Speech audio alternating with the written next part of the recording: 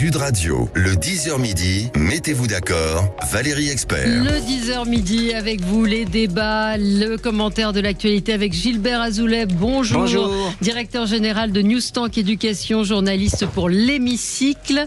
Alex Darmon, journaliste politique. On vous retrouve sur votre chaîne Bonjour. Les Indécis, c'est sur YouTube et vous suivez les candidats à la mairie de Paris. Ouais. Vous êtes épuisé. Pour un nouveau documentaire qui sera diffusé le lendemain du second tour. Absolument. Alexandra Spinner, enseignante et déléguée spéciale en charge du décrochage scolaire à la région Île-de-France. Bonjour. Et Mathieu Bacchialone, communicant et président bonjour de Valérie, MDB Conseil. bonjour. Et Gilles est avec nous pour le zapping des sujets transversaux. Pas de côté. Les pas de côté. Alors on va revenir, on continue sur les conséquences de la mort de Quentin avec les questions autour de LFI. Faut-il un cordon sanitaire autour de LFI? Est-ce que les annonces qui ont été faites par François Hollande d'une non-collaboration avec ce parti, d'une non-association avec ce parti vont pouvoir continuer? On parlera de Jérôme Guedj qui d'un côté dit LFI est un parti antisémite, Jean-Luc Mélenchon est un salopard antisémite et qui dit s'il y a un second tour LFI RN, je voterai LFI. Donc on a un petit peu de mal à comprendre la cohérence. Non, je crois que c'est très clair au contraire. Oui, on va en reparler. Et puis cette manifestation samedi qui a été, le maire de Lyon voulait l'interdire. Laurent Nunez a autorisé cette marche, donc on parlera de tous ces sujets avec vous. 0826 300 300. Si vous êtes électeur LFI, est-ce qu'au municipal vous réfléchirez au moment de mettre le bulletin dans l'urne? On vous attend évidemment sur ce sujet. Gilles, on commence avec quoi? On commence avec l'armement. Alors vous savez qu'il y a eu un débat sur l'armement de la police municipale qui a fait rage. Alors il y a un autre débat qui démarre car en effet aujourd'hui la sécurité dans les transports des usagers et des agents de transport vont pouvoir être équipés de taser. Laurent Nunez a signé le décret le permettant. Alors pour l'instant on parle plutôt d'une période d'essai. Tous les agents ne vont pas être équipés de taser, mais ça va monter en gamme. On commence par certains agents et puis petit à petit le nombre va augmenter. Le ministre des Transports, Philippe Tabarot, a défendu cette mesure. C'était dans Bonjour sur TF1 hier. Disposition sur notamment les caméras piétons pour certains agents, que ce soit pour permettre aux agents de la police ferroviaire d'intervenir, de saisir des armes, d'être beaucoup plus opérationnels parce qu'ils sont formés pour, ils sont compétents pour, il faut leur donner les moyens. Et un moyen supplémentaire, c'est d'utiliser ces tasers dans un cadre qui soit bien réglementé, dans le cadre d'expérimentation, quand le lieu s'y prête. Mais on s'est aperçu, et c'est le cas par exemple en Belgique ou au Royaume-Uni, que quand il y a des attaques au couteau, et malheureusement ça arrive assez régulièrement, il y a plus de 100 000 faits constatés de délinquance dans nos transports en commun, que ce soit des violences, que ce soit donc dans des ces cas agressions, de violence, il y a une réponse qui peut être une réponse proportionnée et l'utilisation des tasers peut être une bonne réponse. Faut-il équiper nos agents de métro dans la France? Parce qu'il ne faut pas les laisser sans défense, ça c'est sûr, parce qu'il y a de plus en plus de gens qui se font agresser. Et j'avoue que le débat qui consiste à dire il faut désarmer la police versus il faut l'équiper, il y a peut-être une voie médiane, le taser en est une, parce que entre équipé avec un flingue. Mais c'est vrai qu'on est toujours pris dans ces contradictions de dire est-ce qu'il faut favoriser la violence ou pas. Moi je pense qu'il vaut mieux qu'on les protège quand même un peu, vu la dérive de la société actuellement. Même s'ils ne sont pas policiers. Même s'ils ne sont pas policiers, ils sont quand même exposés, quoi qu'il en soit. Vous savez, les agresseurs, ils n'attendent pas qu'on leur sorte leur carte, est-ce qu'on est policier ou pas. Alors nous, à la région, évidemment, c'est un sujet dont on s'est emparé depuis longtemps. Oui, parce que vous êtes la région est en charge des transports. Absolument. Et de la sécurité, évidemment, des usagers. On a recruté plus de 3000 agents de sécurité, ce qui est important. On a installé plus de 80 000 caméras. Mais nous, ce que nous aimerions, c'est une vidéo protection qui soit algorithmique. Avec l'IA, j'en ai parlé hier. Ouais. Absolument. Et qui serait une véritable révolution. Et j'espère qu'un jour... Mais avec la reconnaissance faciale. C'est-à-dire que d'un seul coup, on n'est plus anonyme dans les transports. Ça veut dire que je ne peux plus prendre un transport alors qu'on sache que j'ai déjà pas. Très bien, mais avec la carte ça veut dire aussi que si vous faites agresser, eh bien, on aura la possibilité de retrouver votre agresseur très vite. Ça veut dire aussi que... Vous pourrez aussi savoir avec qui j'étais dans le métro et où j'allais. Certes, c'est vrai, mais c'est un risque à prendre, hélas. C'est ce que je veux dire, c'est que métro, déjà, oui. c'est ça. On pourra le savoir. Non, mais ce que je veux dire, quand on oppose ça avec qui vous étiez dans le métro, c'est pas ce que je cherche a priori au départ. Non, mais je crois qu'il faut... vois Mathieu qui est défenseur des libertés. Des libertés publiques, oui. Il en faut un. Non, mais je comprends. Oui, mais Mathieu entend ce qu'on dit là. Enfin, je veux dire, c'est pas. Non, mais je suis pas sûr. Hein. Moi, pour le coup, j'aime beaucoup Alexandra, mais là, je pense que nous allons avoir un premier point de désaccord. On s'aimera quand même. On s'aimera quand même, tout à fait. Non, mais on est parti sur les tasers. Pour revenir sur le sujet initial, sur les tasers, c'est vrai qu'on peut pas, là je suis d'accord avec tout ce qui a été dit, on peut pas faire semblant et en disant, bon, les agents de sécurité, ils sont pas policiers, et Alexandra avait raison, ils sont quand même exposés, et puis ils ont une mission, une délégation de service public pour une mission de sécurité. Donc il faut pas non plus qu'on les laisse totalement démunis et désarmés, soyons pas naïfs, face à des personnes qui sont dans les transports, qui peuvent être armées. On sait le nombre de problèmes qu'il y a avec les couteaux, les armes blanches et ce genre de choses. Après, sur la question, parce qu'Alexandre en a parlé, sur la question de la reconnaissance faciale, je resterai quand même un petit peu plus mesuré. On le fait pour les grands événements. Pourquoi pas pour la sécurité des usagers des transports. Mais il y a quand même toujours une potentielle dérive. Je ne dis pas de la part de la région Île-de-France, mais Valérie disait on se fiche de savoir à qui était Gilles. Déjà, on présuppose Gilles a de nombreuses fans, de nombreuses auditrices qui aimeraient peut-être savoir à qui il est dans les transports. C'est un autre sujet. Mais moi, je suis toujours réservé sur ces questions, notamment de vidéosurveillance, de gestion des données sur la vie privée, parce qu'on ne sait jamais par qui elles peuvent être exploitées. Oui. Là, nous sommes, heureusement, rappelons-le, disons-le, dans un régime démocratique. Je vous rappelle que là-dedans, dans le petit téléphone... Je suis le premier à dire qu'il faut faire très attention et que les GAFAM se gardent de nos données. Vous savez, c'est le livre de Delphine de Vigan, Je suis Romane Monnier, qui raconte l'histoire d'un homme qui dans un restaurant, il rentre chez lui et en fait c'est pas son téléphone, c'est celui de quelqu'un d'autre. Et en fait, tout le livre explore la vie, raconte comment il rentre dans la vie de cette femme à travers son téléphone. Ah oui, il y a tout, bien sûr. Donc, vous donnez tout aux GAFAM déjà. Oui, mais c'est un choix. Moi, je vais faire la personne de gauche dans ces cas-là. Oui. Non, mais sur l'armement. Alors, sur l'armement de la sécurité dans les métros, moi, j'avoue que ça me terrifie de dire qu'on doit armer les gens de la sécurité. Non, j'explique pourquoi. Que ça vous terrifie, c'est la réalité est terrifiante. Allez-y. Oui. Je suis d'accord, mais j'explique pourquoi. Ça veut dire simplement, en fait, que si on commence à armer et rentrer dans cette société, un, on n'a plus de limites, et deux, la responsabilité du politique, elle va se dédouaner à un moment donné. Quand vous mettez une arme à feu ou une arme tout court dans les mains d'une personne qui n'est pas habilitée à le faire normalement. On parle d'un taser. Non, mais même un taser, il faut apprendre à s'en servir, pardon. Dans ces cas-là, si on décide, mais je suis pas contre d'ailleurs, j'entendais hier les propositions, puisque, comme vous l'avez dit, je fais un documentaire sur les candidats à la mairie de Paris, d'un des candidats, Pierre-Yves Bournazel, qui dit qu'il faut qu'il y ait un homme de sécurité ou une femme de sécurité dans chaque rame de métro. Pas de problème, mais si on décide, ça c'est encore autre chose économiquement, mais si on décide de les mettre, ces hommes et ces femmes de sécurité, et qu'on décide de les armer, pardon, il faut aussi changer la formation de ces gens-là. Il faut leur apprendre. J'espérais qu'il y aura une formation. Vous vous rendez bien compte que en termes de... Vous pensez que nos agents de sécurité ne sont pas formés dans les transports? Évidemment qu'ils ont une vraie formation. D'armes à feu ou d'armes létales, des choses comme ça, non, ils ne sont pas formés. Mais ça veut dire que ça fait un peu, ça pique un peu, c'est pas non plus létal. Oui, mais vous savez que vous pouvez faire très très mal, voire même oui, bien sûr. Mais vous connaissez pas l'état de santé de la personne.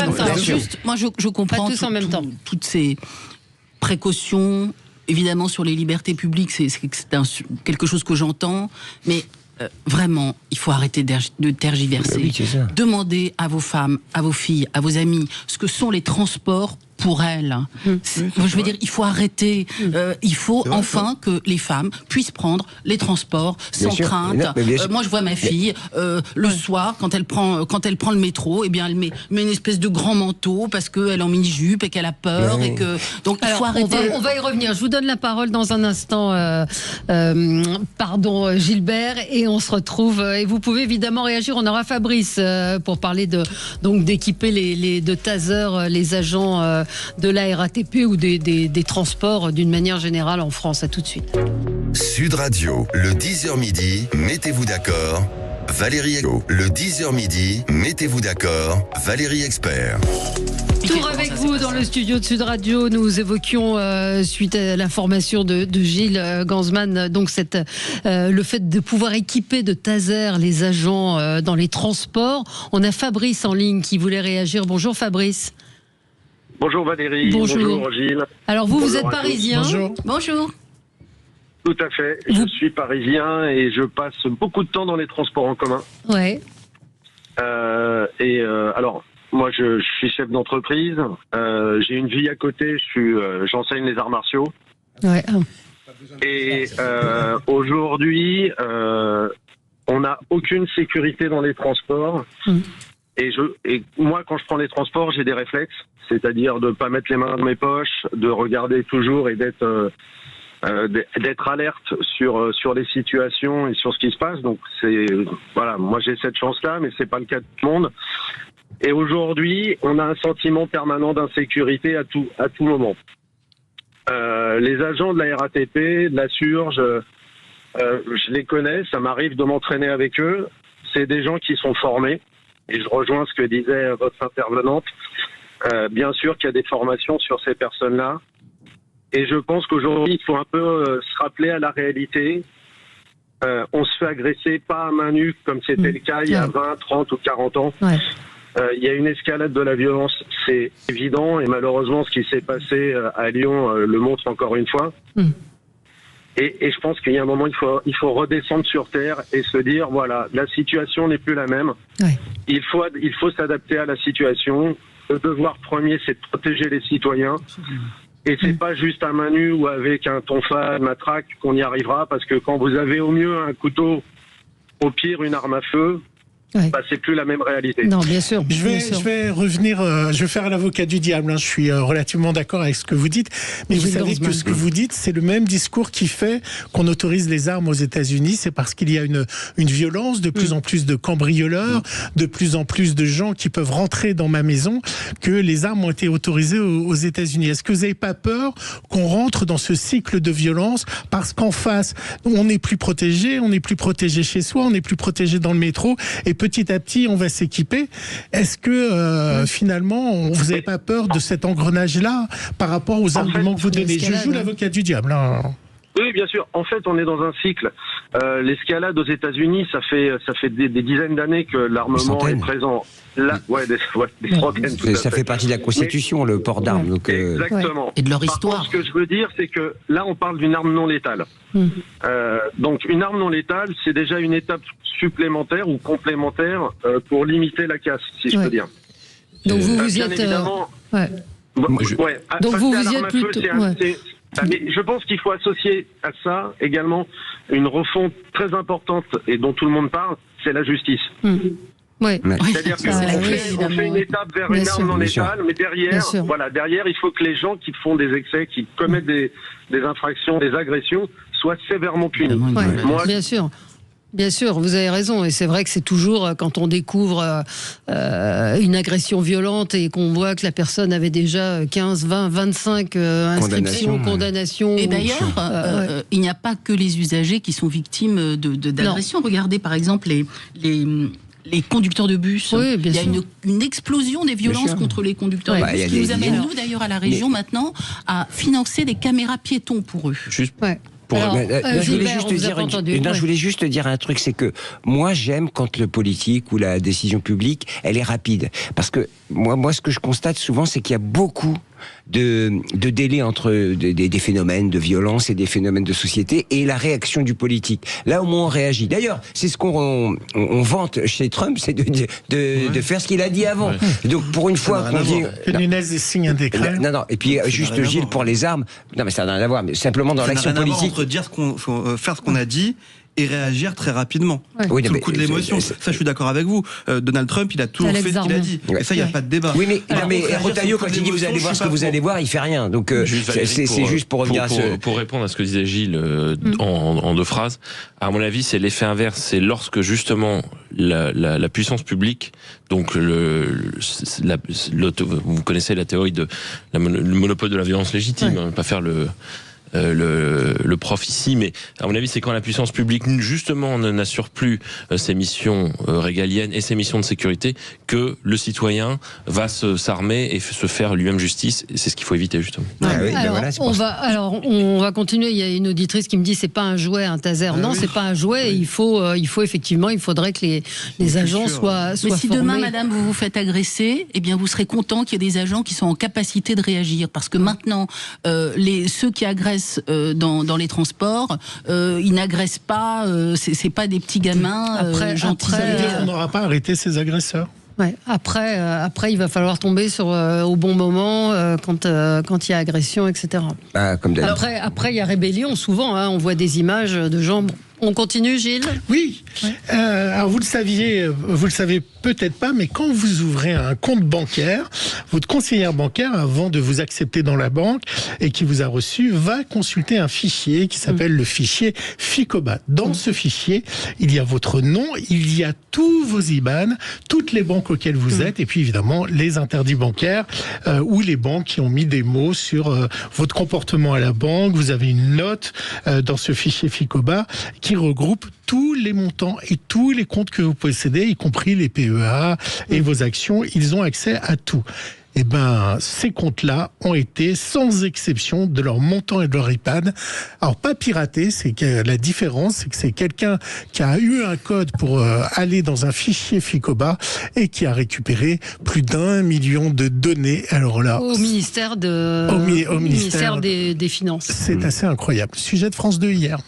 C'est une intrusion sans précédent dans le fichier national des comptes bancaires français. 1 200 000 comptes victimes d'une cyberattaque. Fin janvier, les pirates informatiques ont récupéré dans le registre national des comptes bancaires des noms, prénoms, dates de naissance, adresses postales et e-mails, IBAN et RIB, ainsi que des numéros de compte et parfois même des identifiants fiscaux. Des données qui valent de l'or, car une fois dans les mains des escrocs, les risques sont multiples. Le premier, recevoir des emails frauduleux. Le deuxième, ce serait d'avoir des prélèvements qui arrivent sur son compte du fait de l'utilisation frauduleuse des IBAN et des RIB. Et le troisième, peut-être le moins probable, mais le plus grave, c'est potentiellement, en analysant la situation financière des gens, d'identifier des personnes avec des patrimoines élevés et potentiellement d'aller faire des cambriolages. Ça commence déjà à débattre. Deux choses qu'on peut dire à nos éditeurs. Il y a vraiment deux dangers. Le dernier danger dont racontait France 2, c'est d'aller voir les gens où on voit qu'il y a beaucoup d'argent et qu'ils se fassent cambrioler parce qu'ils ont tous les coordonnées. Et la deuxième chose très importante, c'est qu'avec l'IBAN, l'adresse, ils peuvent faire des prélèvements sur votre compte, demander des prélèvements réguliers. Donc ce que dit que la Banque de France et le gouvernement... Il faut valider quand même. Pas forcément. Pas toujours, non. Vous pouvez ne pas valider. Il faut que vous demandiez à votre banque qu'il y ait une liste blanche qui soit créée. Et là, vous mettez les gens qui sont autorisés à prélever sur votre compte. Allez voir votre banque et demandez de faire une liste blanche. Bercy s'est engagé à communiquer, à s'adresser à tous ceux qui sont concernés, évidemment. Mais c'est invraisemblable. Incroyable. Moi, ce qui m'étonne quand tu racontes ça, c'est que quand je vois la misère du service dans une banque, oui, à chaque fois tu recommences à zéro tu vas expliquer pourquoi, comment, où t'as placé, et tu me dis que finalement ils ont toute l'info à dispo. Et j'ai envie de leur dire, mais renseignez-vous avant de me parler. Et à chaque fois on revient demandez avec et demandez à qui vous voulez. Mais c'est fou quoi. Et c'est pas la première fois et c'est pas la dernière fois, puisque l'information, la donnée, c'est l'or noir comme on dit, et c'est ça qui va être de plus en plus monétisé sur le dark web. Vous allez dire que j'ai de la suite dans les idées, mais ça fait le lien un peu avec notre discussion tout à l'heure. Oui, c'est vrai. Le danger que peut représenter ces données, la gestion des données, et ce à quoi vous consentez, ou les zones grises sur lesquelles, en tant que consommateur, vous savez pas réellement, la question des libertés individuelles est assez importante, et c'est un sujet qui va devenir de plus en plus important avec les nouvelles technologies et le consentement pas toujours éclairé qu'ont les consommateurs vis-à-vis de leurs données, du stockage et de l'utilisation de leurs données personnelles. Sophie est en ligne avec nous. Bonjour Sophie. Oui, bonjour Valérie. Bonjour. Alors ça vous inquiète ou pas ? Pas plus que ça. Alors, sans doute parce que je n'ai pas non plus des millions d'euros en bas de la banque, donc ça aide peut-être. Non, je me sens relativement protégée parce que je pense que s'il n'y a pas eu de faute de ma part, même s'il y a une fuite ou s'il y a une utilisation, je serai comment dire, indemnisée à terme. Et en fait, d'une manière plus dans une perspective plus large, si vous voulez, je pense que le fait que les données soient exposées et utilisées, c'est une évolution incontournable, parce qu'on vit dans un monde où tout est maintenant numérisé, digitalisé, transmis électroniquement, donc je pense qu'on n'est pas forcément très exposé. Je pense que la sécurisation des données interviendra plus tard avec le développement d'autres technologies. Et voilà. Oui, peut-être qu'il y aura effectivement, c'est une sorte d'escalade entre voleurs et. En tout cas, parlons un peu d'éducation, pardonnez-moi, mais ce qui est vraiment qui marche très fort, c'est la cyber aujourd'hui. C'est les formations en cyber et on manque de spécialistes en cyber et c'est le marché de demain. C'est des milliards qui seront consacrés à protéger ces données et ces systèmes d'information. Donc, qu'on puisse aller directement et connaître vos comptes et l'argent que vous avez au ministère des Finances, il y a quand même un vrai souci. Ah oui, il y a un vrai souci. Une petite faille de sécurité quelque part, quand même.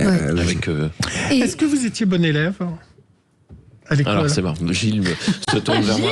Vous êtes plutôt bon élève. J'étais plutôt bon élève. Par contre, je dois constater que les matières scientifiques, ça s'est très vite arrêté et que j'ai des très bonnes notes dans les matières littéraires, mais en maths, en physique et en bio. Je vais vous proposer, vous savez, j'ai toujours un sujet très très décalé en troisième son. On adore c'est gentil.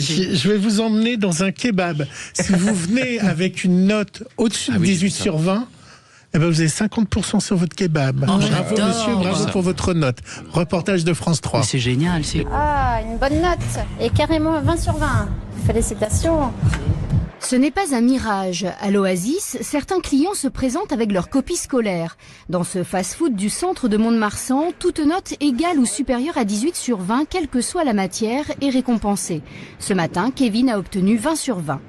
Oui, je leur ai montré mon copier, ils m'ont mis un petit mouton là, et voilà, j'ai réduction à 50%. 2 € le sandwich au lieu de 4, l'opération séduit les lycéens. Chaque jour, sur la centaine de clients, ils sont 3 ou 4 à se présenter avec le précieux sésame, comme Gaëtan, 18 sur 20. Je pense que ça encourage, les jeunes d'avoir des bonnes notes et de travailler. Ils se disent, tiens, on est important, on a une note. C'est pour eux, c'est un encouragement de plus. La sauce samouraï. Moi, je vois toujours le mal, donc je me dis, mais comment on fait pour pas truander. Qu'ils y ont pensé avant vous. Donc, il y a tout un système. Je trouve que c'est une démarche formidable. Ça pourrait être un de nos coups de cœur aujourd'hui. Merci Gilles pour un sujet un peu qui met de bonne humeur. L'invitation, il faut pousser l'excellence, et où qu'elle soit. Et c'est vrai que si on peut mettre en avant des jeunes qui réussissent, ça peut leur donner peut-être même d'autres ambitions, parce qu'ils se disent, voilà, on est récompensé. Vous pensez que ça marcherait avec des fruits et légumes? Combien coûte le kebab à la base? C'est une belle opération commerciale. Il coûte 8 €, il le paye 4 €. Franchement, c'est propre. Très bien. Donc là, il a payé son kebab 4 € et 13 € de son 18 sur 20. Et on va parler politique, LFI. Le Parti Socialiste est-il otage de la France insoumise? C'est la question qui se pose aujourd'hui, avec en particulier la réaction de Jérôme Guedj, qui fait du en même temps. À tout de suite. Sud Radio, mettez-vous d'accord, Valérie Sud Radio, le 10h midi, mettez-vous d'accord, Valérie Expert. Et on est ensemble avec vous jusqu'à midi, avec Gilbert Azoulay, directeur général de Newstank Éducation, journaliste pour l'Hémicycle, Alex Darmon, journaliste politique. On vous retrouve sur YouTube, votre chaîne, c'est une chaîne de débat politique, Les Indécis. Oui. Alexandra Spiner, enseignante et déléguée spéciale en charge du décrochage scolaire à la région Île-de-France. Et Mathieu Bacchialone, communicant, président de M2B Conseil, et Gilles Gansman, qui est toujours avec nous. Donc la mort de Quentin, évidemment, j'allais dire accident, non pas accident, massacre, lynchage dramatique. Une marche est prévue samedi. Elle a été autorisée finalement. Laurent Nunez, le ministre de l'Intérieur, l'a confirmé ce matin. Manuel Bompard dénonce une manifestation fasciste et Jordan Bardella recommande lui à ses élus de ne pas s'y rendre. Et puis on va parler de la France insoumise et de cette complexité dans laquelle se retrouve le Parti socialiste, malgré des paroles fortes de François Hollande qu'on a entendu hier, en disant qu'il n'y aurait pas d'alliance avec LFI, en parlant des municipales.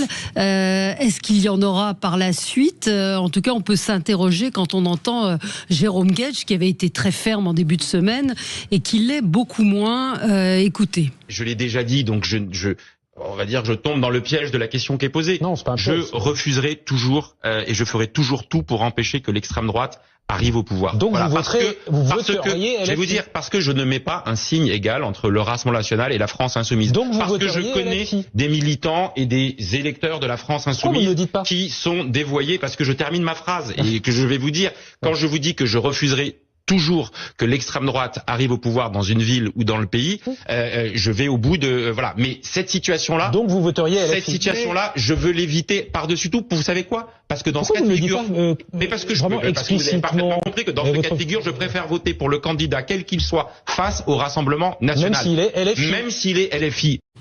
Et je vous rappelle, alors on n'a pas ressorti le son, mais Jérôme Guedj avait traité Jean-Luc Mélenchon de salopard antisémite. Donc, enfin, il y a quelque chose quand même qui va pas dans tout ça. Et alors la question sous-jacente, c'est est-ce qu'effectivement, le PS aujourd'hui ne peut pas faire sans LFI? Alors, fort heureusement, Monsieur Guedj ne représente pas l'entièreté du Parti socialiste et on peut s'en réjouir. Enfin, on peut imaginer qu'ils sont quand même pris au piège. J'ai dit ici tout le temps, et je n'ai jamais cessé de le dire, que je pensais que Monsieur Guedj ne tirait pas les conséquences vraiment de ce qu'il disait, parce qu'à partir du moment où on dit que Monsieur Mélenchon est un salopard antisémite, et je crois qu'il n'y a pas de doute là-dessus, eh bien voilà, il est tel qu'il est dans ses contradictions, à vouloir ménager son avenir électoral et complètement englué dans son idéologie. Voilà, je pense qu'on ne se remet pas d'avoir été le compagnon de route de Monsieur Mélenchon depuis tant d'années. Monsieur Guedj et de tous les combats, sans y être vraiment. Je me souviens qu'il était venu au Trocadéro, où il y avait les rassemblements pour la libération des otages à Gaza, et je me souviens qu'il avait été sifflé et hué par la communauté juive, et je trouvais que moi c'était tout à fait légitime parce que son comportement est innommable. On peut pas à la fois pleurer pour Samuel Paty et pourquoi pas. Non, parce qu'Alexandra, je te rappelle que quand il est allé aussi sur les manifs, il a été quasiment molesté par les LFI.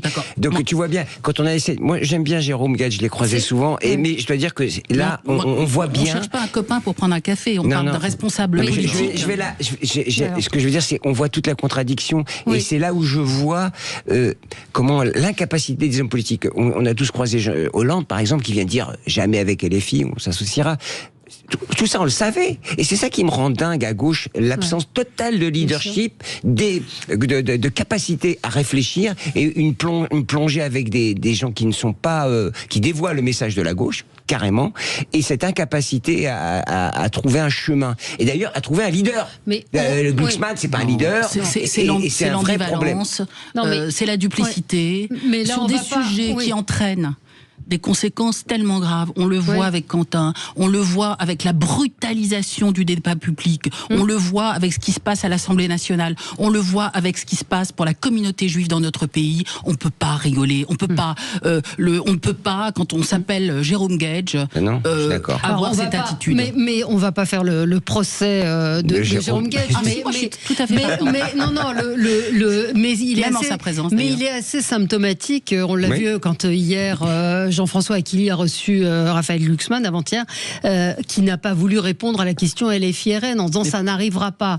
Et je rappelle quand même que Jérôme Guedj est le seul député PS qui a été élu sans la bannière NFP. Mais donc la question c'est aujourd'hui la question se pose, est-ce qu'ils sont pris au piège et ils se sont mis dans le piège tout seuls.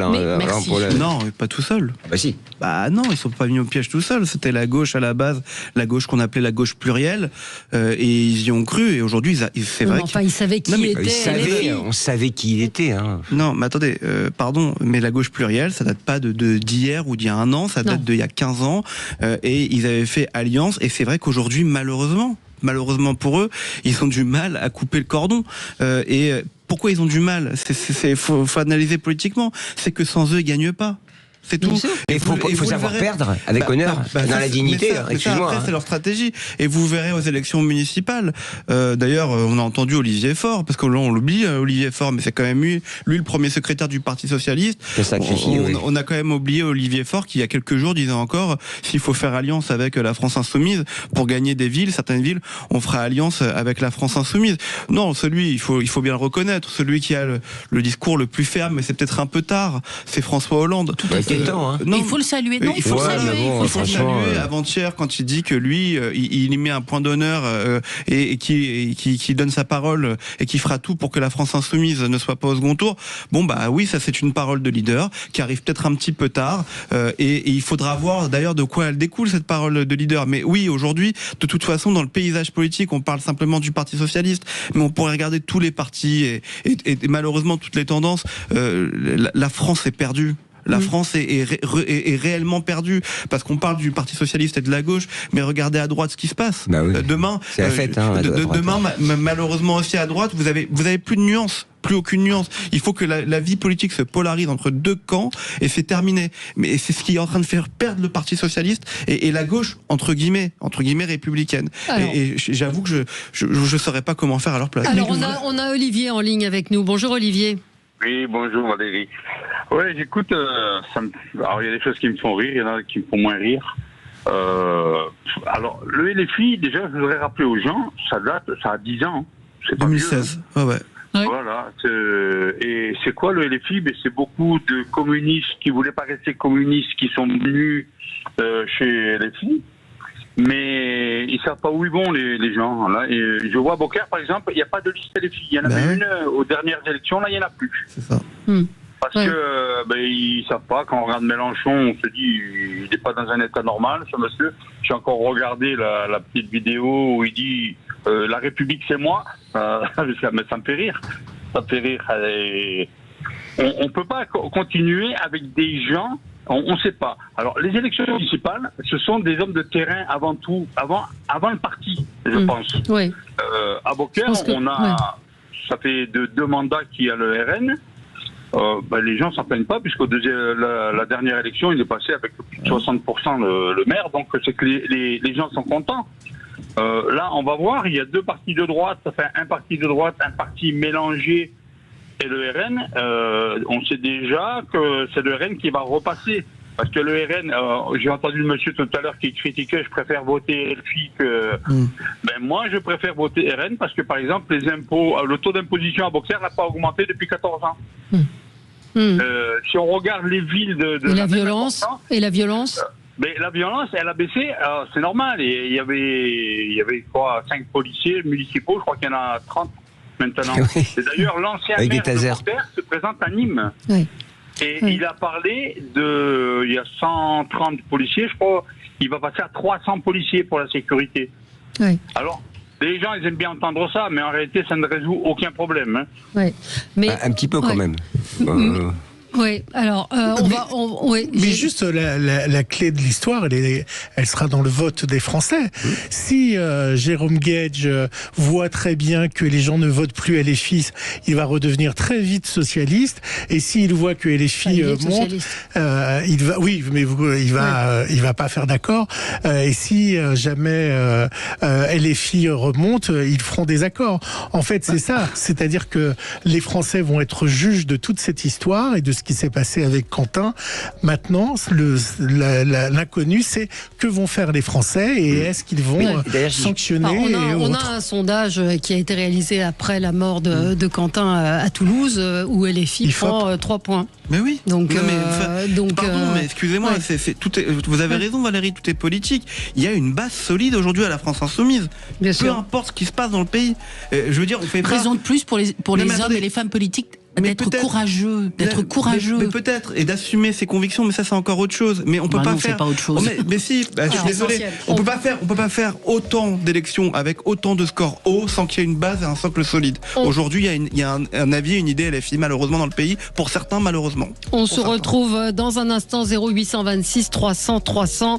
Évidemment, vous pouvez réagir, nous dire ce que vous ferez aux élections municipales. Est-ce que vous ferez un barrage à LFI? Un sondage Odoxa nous apprend que 76% des Français seraient prêts à faire barrage à LFI. À tout de suite.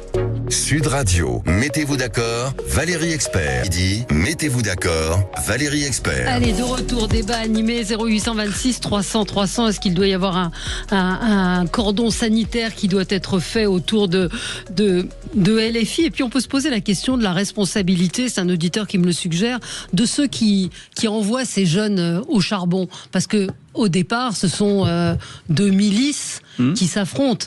Ce sont des jeunes, ils sont assez jeunes, ils ont moins de 25 ans dans l'ensemble. Quelle est la responsabilité des partis politiques? Ce ne sont pas deux milices qui s'affrontent. Non, mais alors après, la différence entre les deux, c'est que... D'un côté, une milice et de l'autre... Non, mais la différence, c'est que la jeune garde, elle est directement lié à LFI. Absolument. Ce qui n'est pas le cas de ceux qui étaient en face, de Némésis. Non, je voulais juste revenir sur Jérôme Gage et la discussion que nous avons eue auparavant, avant la pub. Moi, je suis même très déçu par les propos de Jérôme Gage, parce que il avait jusqu'ici, du moins de façade, une position qui était très ferme, qui était une position qui a été pendant des années celle, y compris partagée par Jean-Luc Mélenchon, quand il a tout renié, mais qui était une position de gauche républicaine.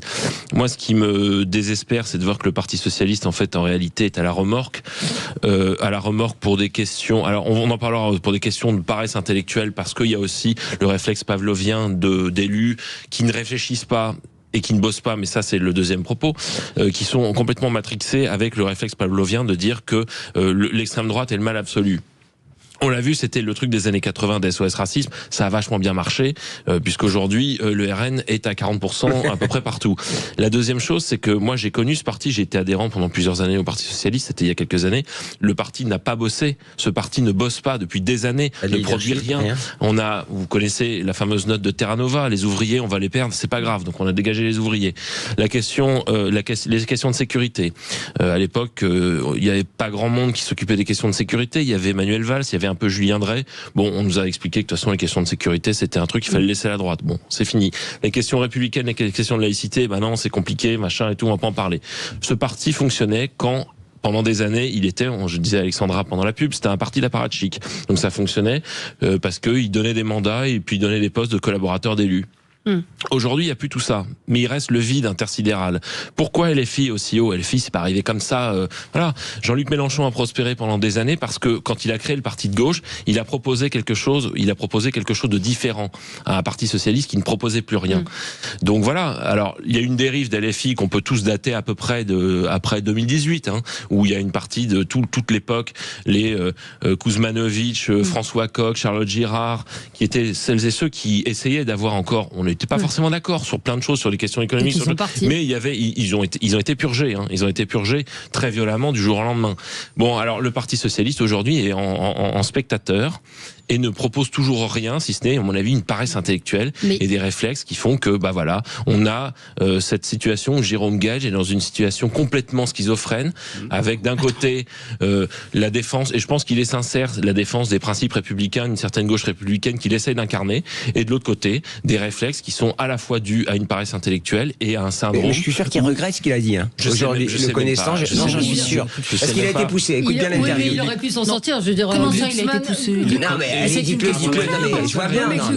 Glucksmann ici n'a pas répondu à Jean-François Aquili. Il a répété 3 fois, ça n'arrivera pas. Donc il n'a pas voulu répondre. Parce qu'ils sont candidats les uns et les autres à l'élection présidentielle. Bien sûr. Non, mais c'est la seule raison. Et regardez, c'est la seule réponse qui devrait être apportée. C'est une réponse de fond. C'est des propositions concrètes pour essayer je reste persuadé qu'il y a quand même en France un large éventail de personnes qui sont de gauche et qui ne se reconnaissent pas dans LFI, bien sûr. et pour qui il y a une offre politique. Ce que je n'arrive pas à comprendre, c'est pourquoi le Parti socialiste, appelons-le Parti socialiste parce que c'est le parti qui existe normalement sur ce segment, n'arrive pas concrètement à proposer autre chose, et ça ne doit être autre chose que des réflexes de se positionner en fonction de LFI ou RN. C'est désespérant d'en arriver là. Thomas nous dit LFI reste le seul parti à défendre les classes populaires, et puis François, lui, dénonce cette violence. Il dit dans le Pays Basque, pour le carnaval, ils ont brûlé l'effigie de Bardella.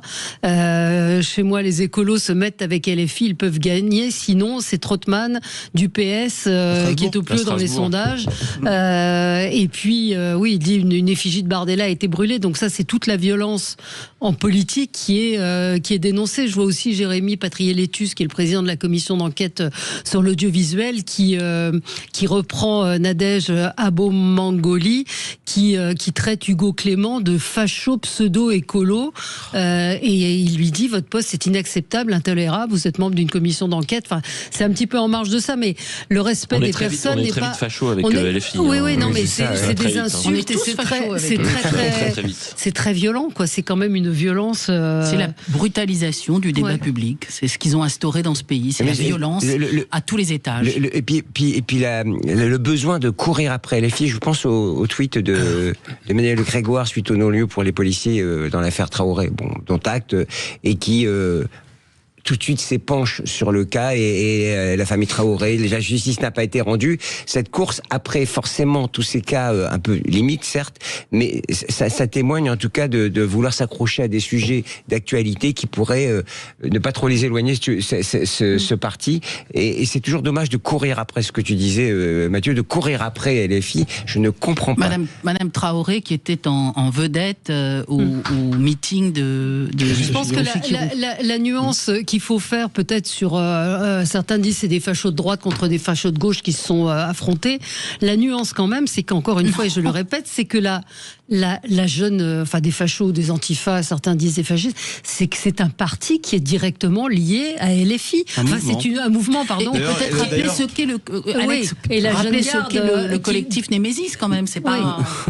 Non, mais d'abord, il faut savoir que la France Insoumise n'est pas un parti politique. En tout cas, ils se définissent pas comme ça. Ils se définissent comme un mouvement. Vous n'avez pas d'adhésion à la France Insoumise. Vous pouvez, entre guillemets, adhérer à leurs idées, mais sans adhérer avec une carte de membre. C'est aussi ça qui a fait l'originalité, entre guillemets, de ce mouvement politique à un moment donné. Mais après, je trouve que dans ce débat, qui est assez large. Effectivement, la violence, on la dénonce tous les jours et depuis des années sur votre plateau, Valérie, cette violence politique, cette violence physique. Mais au-delà de tout ça, je pense qu'il faut le dire, il y a une clarification qui a été faite à droite et à mon avis qui va arriver à son apogée pour 2027 puisqu'on verra la position des LR à ce moment-là qui, je pense, est en train d'imploser. Cette clarification n'a jamais été faite à gauche. Et on parle depuis tout à l'heure de la France Insoumise. La France Insoumise, pour le moment, pardon de le dire, c'est les seuls qui sont droits dans leur basket, en tout cas dans ce qu'ils pensent, qui disent on fait alliance, on fait pas alliance, qui, entre guillemets aussi, je vais le dire, avec un terme un peu trivial, emmerdent tout le monde, c'est pas leur problème. Eux, ils ont leurs idées, ils ont leurs candidats, ils ont leur parti, et ils ont leur programme. Et ils avancent. Et ils avancent. Quand vous demandez au Parti Socialiste, vous avez que de l'hésitation. Quand vous demandez... Le courant A, le courant C, le courant C. On n'entend pas beaucoup en ce moment, mais on devrait les entendre. Marine Tondelier, elle est où? L'Europe si, elle a fait un long tweet hier. Faut qu'elle se taise. En même temps. Voilà, Europe Écologie Les Verts, on sait, effectivement, ils peuvent jouer le rôle de balance dans certaines. Quand je dis balance, ça veut dire équilibrer. Voilà, équilibrer dans certaines élections. On les entend pas, on les entend nulle part. Et effectivement, là, je pense que la gauche si on peut encore appeler ça la gauche d'ailleurs, est à un tournant de son histoire et de sa recomposition politique. Et ça va prendre du temps. Ça va prendre beaucoup de temps. Et du courage. Mais ça, et la responsabilité de Raphaël Arnaud, on parle quand même de 2 de ses assistants parlementaires qui sont aujourd'hui mis en examen. Il y aura une enquête. Je sais pas, j'ai écouté ça avec plaisir. C'est que Quotidien a fait un sujet sur le mouvement. Je sais pas si vous l'avez vu. Absolument. Et c'est la première fois parce que c'est quand même la bien-pensance, un peu Quotidien. Et là, ils ont défoncé quand même le mouvement de Raphaël Arnaud en le mettant face à ses contradictions, face à ses mensonges. parce qu'il dit on n'est pas dedans, mais il dit on quand il parle de la jeune garde. Et puis on voit bien qu'ils étaient invités officiels avec le logo de l'université. Donc vraiment le mensonge est devenu un peu la norme. On dit non, c'est pas vrai, c'est faux, avec des choses qu'on voit devant nous. Et c'est ça qui me rend fou. Tout le monde savait que la jeune garde était un mouvement violent. Tout le monde le savait. Mais même à gauche, par exemple, quand vous voyez cette vidéo à l'Assemblée nationale, d'ailleurs c'était Monsieur Aloncle, le député qui est rapporteur de la commission audiovisuelle, qui va pour les rencontrer lors d'une conférence sur une salle avec une thématique qui était un peu étrange pour en parler à l'Assemblée nationale, et qui se font chasser, et que vous voyez Raphaël Arnaud en venir. Moi je l'ai interviewé, Raphaël Arnaud, sur ma chaîne. Je vous le dis, donc je sais, j'ai parlé avec Monsieur Favreau, qui était son assistant parlementaire mais qui n'était jamais présent à l'Assemblée nationale. Il faut dire la chose. Quand vous voyez comment il se fait chasser, Monsieur Aloncle, à ce moment-là, et on voit cette vidéo où ils vont quasiment en venir en main. Vous vous dites, on avait quand même un problème à l'Assemblée nationale, mais la responsabilité, elle est commune. Elle est commune à toute la gauche d'avoir accepté de porter ce mouvement, qui là aussi n'est pas un parti, ce mouvement La Jeune Garde, quand on connaissait les antécédents. Et pardon, mais Raphaël Arnaud, ça fait 4 jours, 5 jours, on sait pas où il est. On comprend pas. Et il va devoir, à mon avis, à un moment donné aussi, être interrogé par la police. C'est pas possible autrement. Et pourquoi il le lâche pas, d'après vous?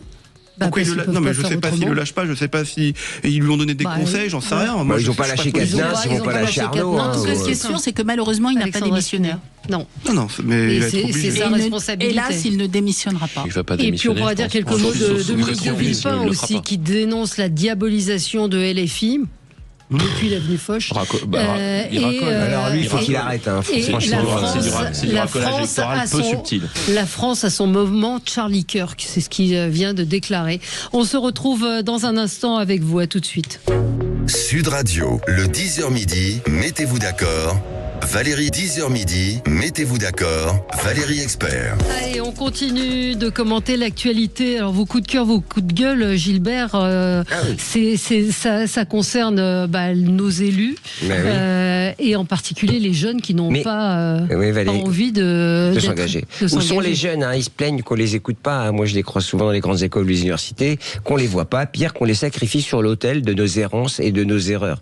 On pense à l'endettement de la France, notamment, ou la transition écologique. Alors, que font-ils, ces jeunes qu'on dit en quête de sens? Alors, selon une étude Cevipof Opinionway, rendez-vous compte, la part des élus de moins de 35 ans s'est effondrée. On est passé de 12% en 83, Mathieu, à 4,7%. Aujourd'hui, les maires de moins de 40 ans représentent moins de 4% au total. Le constat, il est implacable. L'âge moyen des maires, c'est 60 ans. C'est quand même vieux si on parle de renouvellement de la classe politique, même si l'expérience est importante quand même quand on est élu.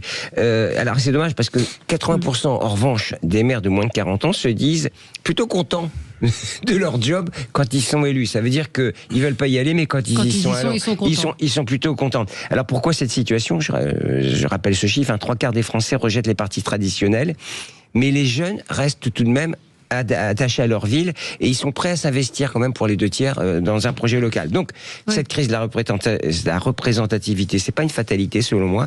Ils sont prêts à s'engager, alors je cite, à condition que la politique municipale devienne concrète et surtout pas noyautée par des enjeux nationaux, je dirais même internationaux, qui n'ont rien à voir avec les problématiques locales. La ville, c'est plus seulement leur lieu de résidence, c'est le dernier laboratoire, comme ils disent, de l'action individuelle. Et là où on peut avoir un impact visible de son action, et ça peut peut-être faire revenir les jeunes. C'est une histoire de démocratie. Vous les voyez, les jeunes, Alexandra moi, je les vois Spinner, beaucoup dans mon métier, je les vois beaucoup dans mon action militante. En tant qu'élu aussi, je trouve que déjà, il faudrait qu'on cesse de faire de nos jeunes des distributeurs de tracts. Il faut aussi que nos jeunes militants puissent accéder au poste, qu'ils soient élus, qu'ils puissent avoir une action concrète. Parce que quand on est aux responsabilités, eh bien, on a quelque chose à dire et on peut s'exprimer, on peut exister. Moi, je regrette que tous les partis confondus, les jeunes, au fond, on en parle beaucoup au moment des élections, mais quand il s'agit de les mettre en haut sur les listes, de les mettre en tête de liste, de leur donner des responsabilités, plus personne n'est là, parce qu'il faut toujours recaser un tel et un tel. Il faut des quotas. Voilà.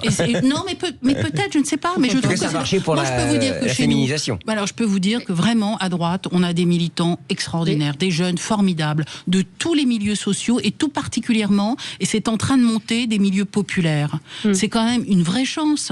On sait tous ici ce que c'est qu'ils en ont moins envie. Bah oui, non, mais ils en ont moins envie. Pourquoi ? Parce qu'on les dégoûte, et parce que c'est aussi une des responsabilités du macronisme, c'était cette espèce de confusion. D'ailleurs, la droite n'est plus vraiment la droite, ou alors il faut aller à l'extrême droite, la gauche n'est plus... Dans leur imaginaire, la gauche n'est plus la gauche. Mais ce qu'il faut, c'est que c'était peu en 83, 12%, à moins de 40 ans, et là on est descendu à moins de 5%. Oui, mais parce que la société était beaucoup plus politisée aussi, beaucoup plus organisée, avec le poids du syndicalisme qui était très fort à gauche, le poids du Parti communiste qui était encore avec toute une structuration, et de l'autre côté, tu avais encore, l'Église catholique, les patronages. La société était beaucoup plus organisée, c'est beaucoup moins morcelé qu'aujourd'hui, je pense. Non, moi, c'est marrant parce qu'on va faire un retour sur ce qu'on disait avant. Regardez les jeunes pour qui ils votent en majorité. Ils votent pour le Rassemblement national et pour la France insoumise. Regardez ces deux partis, les têtes de liste. Regardez les gens qui sont tout en haut, Jordan Bardella, la France insoumise, c'est Jean-Luc Mélenchon, mais derrière vous avez Clémence Guettet, Mathilde Panot, et ces gens-là qui sont des gens bien plus jeunes.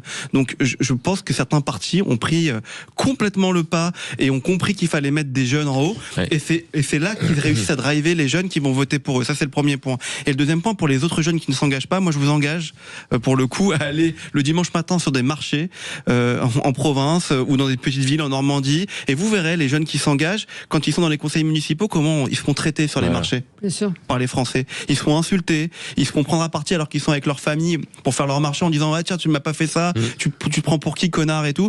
C'est le cas aussi pour les plus âgés. Non, mais je veux dire, ne pensez pas qu'on en soit à dispenser. Non mais tu as raison, mais justement, ce que je veux dire par là, c'est qu'on parle de violence politique depuis tout à l'heure. Il y a une violence verbale envers les élus aussi, depuis des années, qui ne peut pas donner envie à des jeunes d'aller, en plus de leur métier et de gagner leur vie, s'engager pour leur ville et donner du temps. Il y a aussi ça, malheureusement, il faut le dire. Je suis tout à fait d'accord avec Alex, et je pense que nous avons une responsabilité collective. Je pense qu'on ne donne pas envie aux jeunes de s'engager. Le spectacle politique aujourd'hui est tellement déceptif, tellement... et je pense que... Et donc, évidemment, personne n'a vraiment... Enfin, je veux dire, il n'y a plus ce souffle qui fait que... je veux pas faire vieille, mais ce souffle qui nous a porté, qui nous... Parce que les partis traditionnels, je mets LFI et RN de côté, parce que ce que dit Alex est très juste sur le renouvellement, les partis traditionnels sont des partis pour beaucoup d'apparatchiks et de personnes qui, on va dire les mots, vivent grâce à la politique. Voilà. Non, mais des personnes qui vivent grâce à la politique. Moi, j'appelle un vrai big bang de la vie politique française. Qui font des carrières entières, qui ont besoin de la politique pour vivre concrètement, pour bouffer. Donc, du coup, les jeunes, forcément, sont relégués. On ne veut pas de renouvellement. On ne veut pas de renouvellement. Arrêtons avec les postes de gamelle. Arrêtons avec les postes de gamelle. Moi, j'avais une question pour Yael Braun-Pivet. Il se trouve qu'hier, je suis passée devant l'Assemblée nationale et j'ai vu les portraits de Cécile Collère et Jacques Paris, qui sont donc toujours en Iran. Ils ont été libérés, néanmoins, ils ne peuvent pas quitter l'Iran. Mais il n'y a pas Christophe Glaise. Il est otage, il est en Algérie, il est privé de liberté depuis... Pourquoi il n'est pas en photo devant l'Assemblée nationale ? Non, mais je ne sais pas si vous avez une réponse. Moi, je n'ai pas un otage comme un autre. Vous avez raison. Oui, non, mais vous avez raison. Pendant les soirées de Ligue 1, on rappelle qu'il est prisonnier en Algérie. Je tiens à le préciser. C'est une question que je me suis posée. J'ai vu leurs deux portraits. Alors, il semblerait quand même que peut-être... Laurent Nunez réussi. Mais pour l'instant, il n'a rien réussi du tout, attendons. Mais qu'il ait initié quelque chose et que... Je ne sais pas. Mais ça n'empêche pas de mettre le portrait depuis le temps qu'il est emprisonné en Algérie, on aurait pu mettre son... Alors après, je ne sais pas, c'est une supposition. Est-ce que c'est parce que sa famille ne le souhaite pas si sa famille s'est exprimée... Est-ce que c'est en fonction de son... Il faudra demander à son avocat pour sa défense. Est-ce que ça fait partie de... Ça rentre dans la stratégie de défense? Je ne sais pas. Vous pouvez mettre le nom, si la famille ne peut pas mettre la photo. Je ne sais pas. C'est vrai que ça rentre peut-être... C'est une supposition qui expliquerait que... Bon, c'était une question. Alexandra, vous vouliez rendre hommage, avoir une pensée pour un enfant. Je voulais avoir une pensée pour une nouvelle vie fauchée, un jeune gamin. Je sais pas, ça m'a vraiment bouleversée, mais comme à chaque fois, et je crois que vos éditeurs partageront cette émotion, un petit garçon, Salah Eddine, à Nîmes, qui n'avait que 8 ans. et qui a été fauché, ça ne vous étonnera pas, par un multi-récidiviste qui roulait à contresens, comme toujours. Il marchait sur un passage piéton, près de l'arrêt d'un bus ou d'un tramway, je ne sais plus. Et il a été fauché, il est mort. Encore un énième nom à la longue liste de l'innocence fauchée des morts sur la route. Ce ne sont pas des statistiques, ce sont des vies, des visages, des rêves brisés. Et puis, on sait très bien que malgré l'arsenal juridique très très abouti, eh bien, il ne se passera rien. Je trouve que c'est terrifiant. Et ce que je trouve encore plus terrifiant, c'est que finalement, on finit un peu par s'habituer, non ? Enfin, je veux dire. On n'a pas entendu parler, c'est ça qui est. Moi, je veux dire, on égrène les noms, et puis finalement, on s'y habitue assez bien. Ouais. Et je trouve que c'est terrifiant. Ouais. Le délit routier reste une arme. Enfin, la voiture reste une arme terrifiante. Et on pense effectivement à Yannick Aleno qui s'est battu pour reconnaître justement le crime de délit routier. Vous avez raison de le faire. Et il n'avait pas de permis de conduire, évidemment, ça va de soi. Évidemment. On se retrouve dans un instant, on continue. On va parler du salon de l'agriculture avec vous, Alex. C'est vrai que ça démarre demain. Il y aura des chats, des chiens et des lapins. Pas de bovins, malheureusement. Sud Radio, mettez-vous d'accord, Valérie Expert. Et on est de retour avec vous, nous continuons de commenter l'actualité avec vous. On parle du salon de l'agriculture avec vous, Alex Darmon. Ça commence demain, il n'y aura pas de vaches, il n'y aura pas de bovins, il n'y aura pas de taureaux, il y aura des chiens, des chats. Puis des humains, quoi. Enfin des hommes et des femmes qui viendront se balader pendant les vacances scolaires au salon de l'agriculture et des agriculteurs aussi. Il faut quand même le dire, c'est leur moment, c'est le plus grand salon international d'agriculture. Voilà, au monde entier. Il n'y avait pas de poules à cause de la grippe aviaire. Il y a un moment où ça va devenir. Là, il faut expliquer pourquoi il n'y a pas de bovins. C'est qu'il y a eu la maladie, donc j'arrive jamais à dire le nom, donc je sais pas le dire, mais une maladie qui est très contagieuse, qui se transmet par la respiration pour les bovins.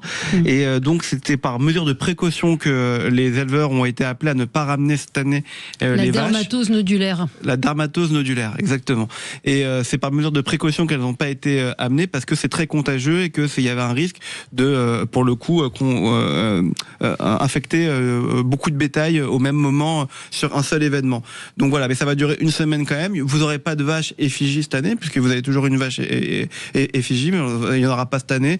Mais il y aura quand même des moments politiques importants, puisque c'est les élections municipales. Alors non, je vous dis ça, mais en plus, c'est pas vrai, parce qu'il y aura beaucoup moins d'élus locaux que l'année précédente. Ouais, ça je peux vous le dire, parce que moi je ferai des interviews là-bas pour la chaîne Indécis, et il y aura beaucoup moins d'élus locaux qui seront présents puisqu'ils seront en campagne sur le terrain et ils ne vont pas descendre pour faire campagne à ce moment-là à Paris. Mais c'est quand même le dernier salon avant 2027, puisque l'année prochaine, ça sera l'année 2027 et l'année de la présidentielle, ce sera un salon qui sera très important. Donc le moment va quand même être important. Il faudra voir si il sera a priori moins étendu. Je crois qu'il y a un hall en moins que par rapport à d'habitude, mais quand même c'est un rendez-vous au-delà de l'agriculture, familial, gastronomique, où on parle de la France, festif. Voilà. C'est la France, la France qu'on aime, la France des territoires. C'est toujours très festif pour Emmanuel Macron, je vous confirme. C'est la journée. Mais on verra si Emmanuel Macron est attaqué sur le Mercosur. Même si je vous rappelle que depuis quelques années, la traditionnelle nocturne du jeudi soir n'existe plus sous la pression du camp hygiéniste qui a empêché. Je le regrette. Je sais pas l'histoire. En fait, normalement, le jeudi soir, c'était le moment où ça durait. Normalement, le salon doit fermer à 20h et le jeudi de la deuxième semaine, donc quelques jours avant la fermeture, et une nocturne jusqu'à minuit. Ce qui permettait aux visiteurs de rester souvent, c'est vrai, de boire des coups, de manger avec les agriculteurs qui, à ce moment-là, soufflaient un peu et profitaient. Et il y a eu peut-être quelques débordements, évidemment. Et du coup, au lieu de gérer ça, on a fait comme souvent en France, comme Gilbert connaît bien le sujet, avec les déplacements de supporters, on préfère interdire, je l'ai placé, on a décidé d'interdire complètement ce moment festif, je trouve ça dommage. L'État, ils le font dehors. Alors, je vous invite à une vache sur la une, le salon de l'agriculture. Ils n'ont pas changé. Sur l'affiche, oui. Ouais, l'affiche, c'est toujours une vache Tupac, qui est là. Tupac ou je sais pas comment il sera pas là. Et Sud Radio sera présent au salon de l'agriculture et notamment vendredi prochain. Maxime Liédo animera fera sa matinale. Je croyais qu'on serait ensemble au salon et en direct. Non, il recevra Annie Genevard. Je trouve ça, c'est très compliqué. On l'a fait plusieurs fois. C'est très bruyant, mais c'est très agréable. Non, mais oui, le salon de l'agriculture, c'est formidable. Voilà. Il faut y aller, c'est formidable. C'est un rendez-vous incontournable. Mais oui, mais emmenez vos enfants, allez-y en famille, c'est tout à fait exceptionnel. Je pense qu'il va me dire non, ça va papa, on y est allé 10 fois. Et moi j'aimerais juste signaler des portraits que j'ai découverts hier dans Famille chrétienne, des portraits de femmes d'agriculteurs qui sont tout à fait magnifiques, parce que l'agriculture aussi c'est un engagement très fort, familial, avec parfois des femmes qui travaillent là à côté, qui souvent se retrouvent sans salaire, sans pension, sans rien. Et donc très très beau portrait dans Famille chrétienne de femmes d'agriculteurs. Et puis j'en profite, il y a une très belle carrière dans l'agroalimentaire, dans ce secteur qui a besoin de talent, je le rappelle. Et l'année dernière j'avais remis des prix à des jeunes ingénieurs en agriculture, agro, et ils font des choses absolument incroyables pour changer le monde et nous accompagner dans la transition. L'amour est dans le pré. Absolument. Mathieu, alors ça c'est un phénomène. Gilles aurait pu, s'il y avait eu un sujet, nous passer ce son. C'est un coup de gueule. Coup de gueule, absolument. Contre le phénomène du co-living. Vos confrères du Parisien font une pleine page aujourd'hui sur ce sujet. Alors qu'est-ce qu'est le co-living ? Généralement, quand il y a un nom anglais comme ça, faut se méfier, ça sent un peu le marketing de mecs d'école de commerce qui veut essayer de vendre un concept 3 fois le prix. Le co-living, c'est dans beaucoup de villes, surtout des métropoles, des immeubles d'habitation qui étaient avant composés d'appartements en location, qui sont désormais organisés. C'est à mi-chemin entre l'appart-hôtel et en fait il y a un certain nombre de services. Donc vous payez une chambre là-dedans, donc vous allez payer 3 fois le prix du mètre carré, et en échange de ça, les personnes qui sont là auront le droit à quelques services. Alors il y aura un baby-foot dans le hall, quelques boissons chaudes et un service de conciergerie. Donc déjà, il y a le fait que on parle souvent du phénomène de gentrification. Là, le phénomène de gentrification est encore renforcé, puisque expliquez ce que c'est que la gentrification. La gentrification, c'est en gros un phénomène des quartiers populaires. Où la pression de l'immobilier et un nouveau public arrive et chasse les classes qui sont là depuis des années. Donc là, c'est de la gentrification accélérée, avec en plus, ça dit quelque chose à mon avis de notre société, avec des personnes qui veulent une sociabilité, mais tout clé en main. C'est-à-dire qu'en gros, le profil type des personnes qui sont là sont des CSP+, donc des 4 sup, plutôt trentenaires, célibataires, et qui bossent beaucoup et qui n'ont pas de temps à perdre, et quand ils rentrent, ils veulent avoir un environnement où ils vont avoir des amis, où ils vont avoir un service, où on peut, voilà. Moi, je trouve ça assez.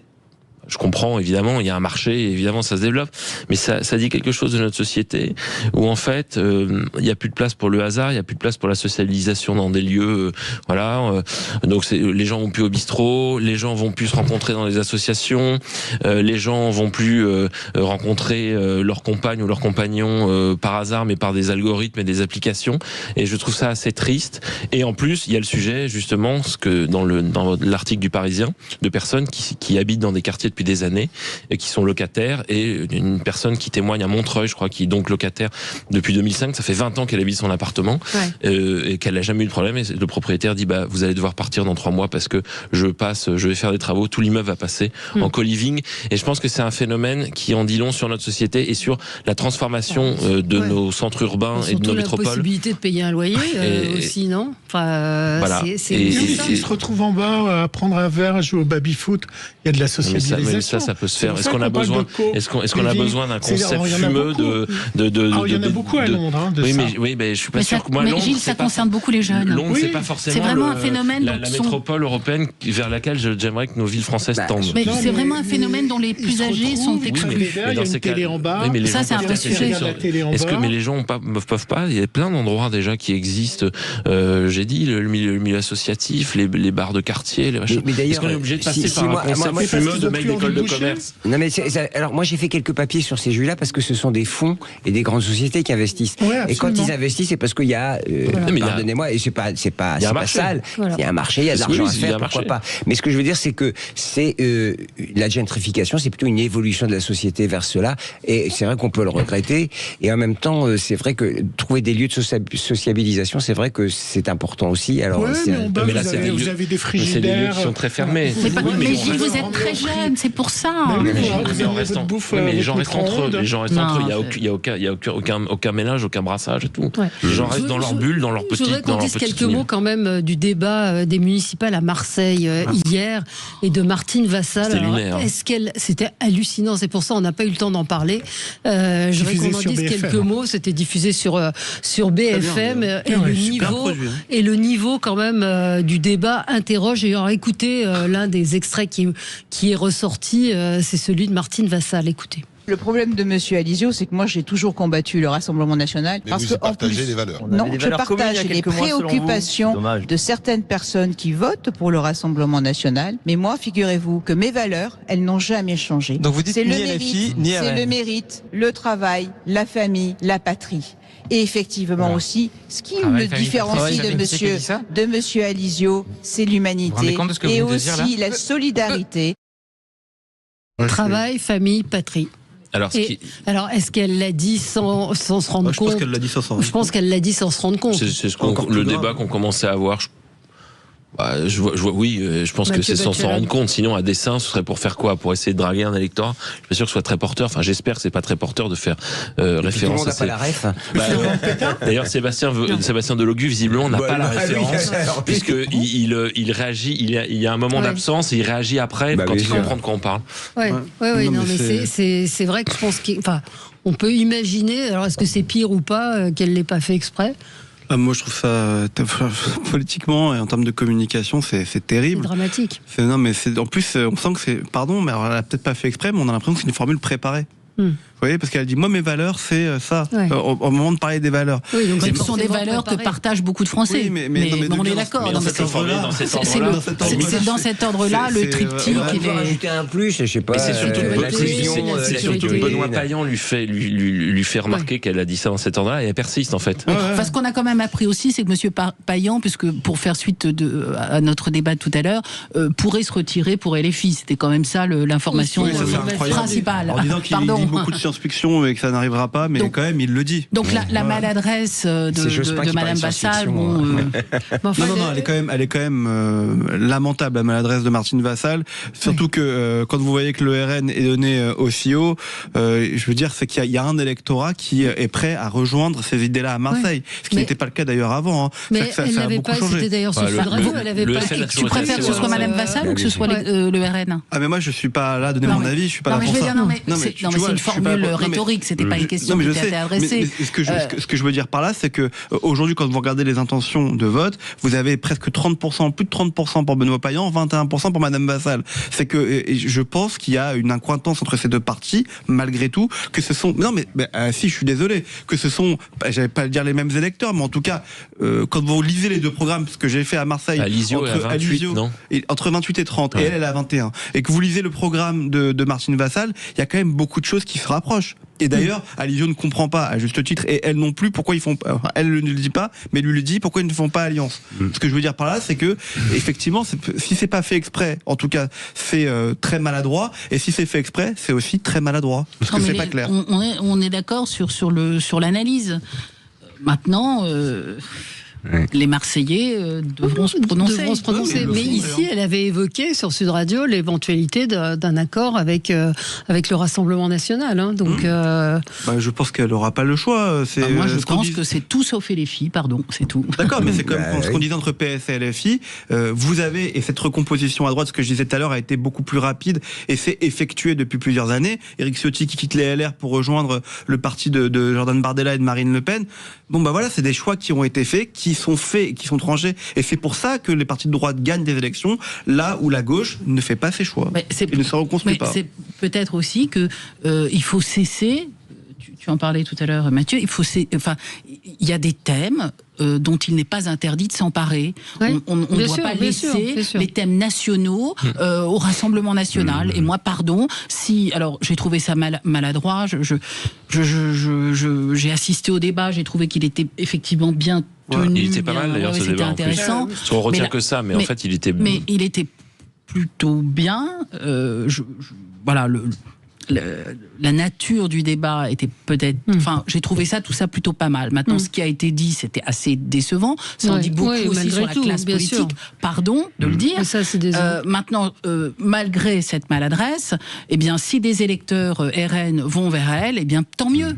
Est-ce qu'on peut pas juste se réjouir de cela ? Mais ça me fait penser que, vous savez, Marion Maréchal était reçue par Sonia De Villers sur Inter et elle lui dit pour vous, vous avez une vision assez pétainiste de la famille parce que c'est un homme, une femme.